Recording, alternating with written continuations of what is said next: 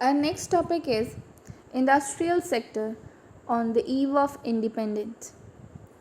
Industrial sector on the eve of independence that have the two major things to discuss over here. First is decay of handicraft and second is bleak growth of modern industry. These two things can better explain the condition of industrial sector on the eve of independence. First is decay of handicraft.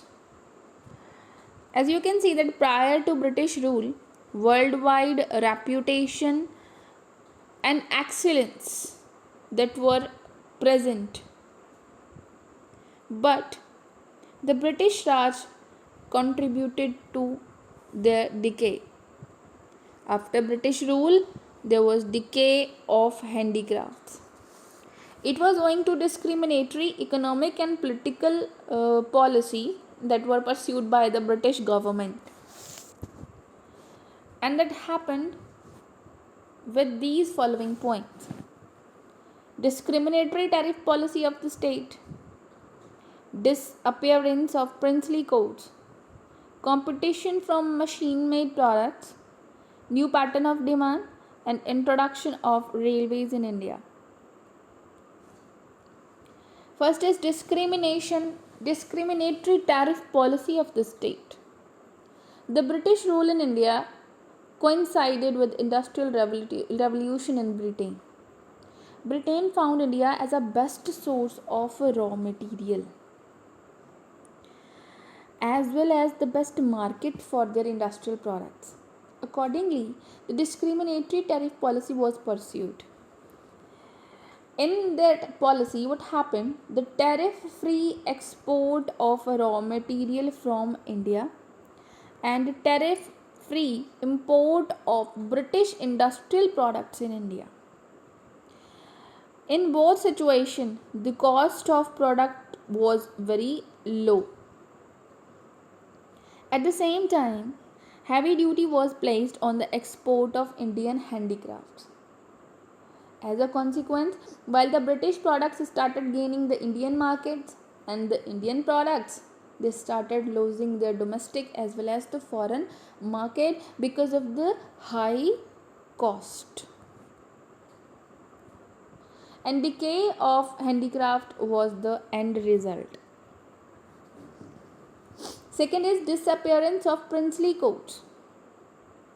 The growth of industries is only possible due to the patronage of Nawabs, princes and Rajas and emperors who ruled in India.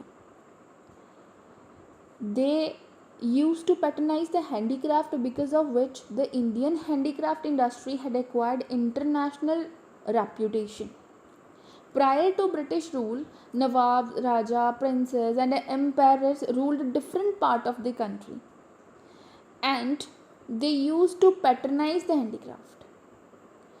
But with the beginning of the British rule that employed the end of princely courts and the British rule meant the disappearance of this patronage enjoyed by the handicraft, cotton and silk manufacturers suffered especially. The handicraft started decaying and the manufacturers suffered a lot. Next is the competition from machine-made products. Machine-made goods that were from Britain. They were low-cost products having better quality and better designs. And obviously, machine-made products out-excelled Indian handicraft products in precision of quality. The competition was there. Competition forced the Indian craftsmen to shut down their enterprises. Because in the competition, the Indian products were not up to the mark. And with the help of comparison, Indians as well as foreigners have the better demand for machine-made goods. Fourth is the new patterns of demand. Owing to the impact of British culture, a new class that was emerged in India, which was keen to adopt the Western lifestyle. And with that, the increased demand of British products, and in the process, the Indian industry that tended to finish, means there were decreased demand for the Indian products. Next is introduction of railways in India. With the introduction of railways, the low cost British products tended to expand.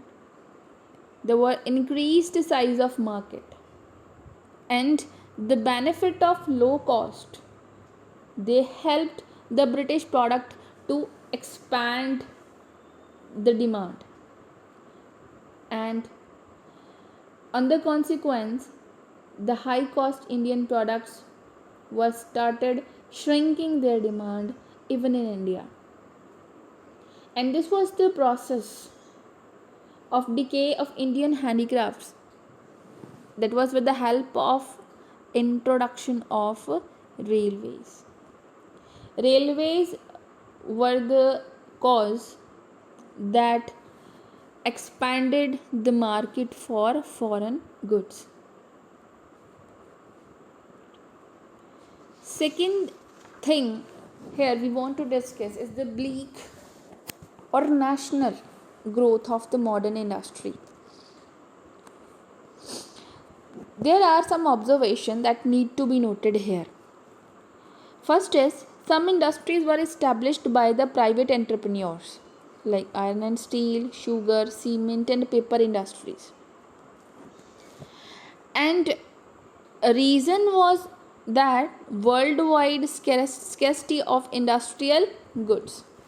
We were not able to import the goods from other countries. That was why the few entrepreneurs of India, private entrepreneurs you can say, they started investing in heavy industries.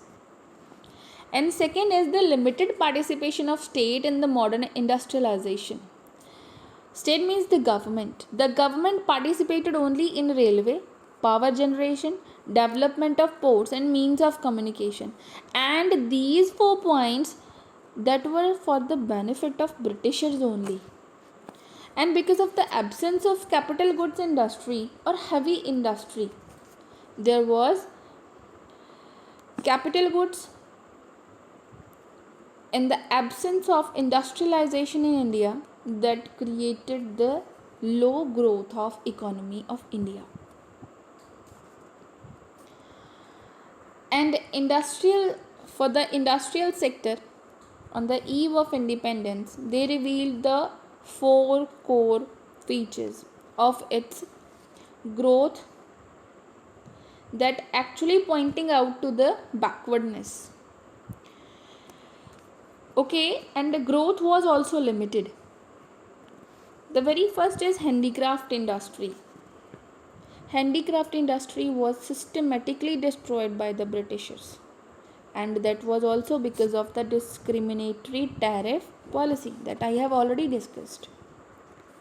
Second is the modern industry that showed a bleak expansion, means a low or restricted expansion.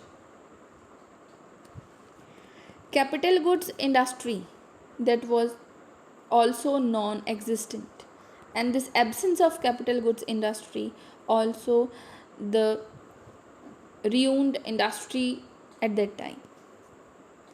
While the traditional Indian industry that were decaying, modern industry remained in an infant stage, and this was the time which shows the backwardness of Indian economy.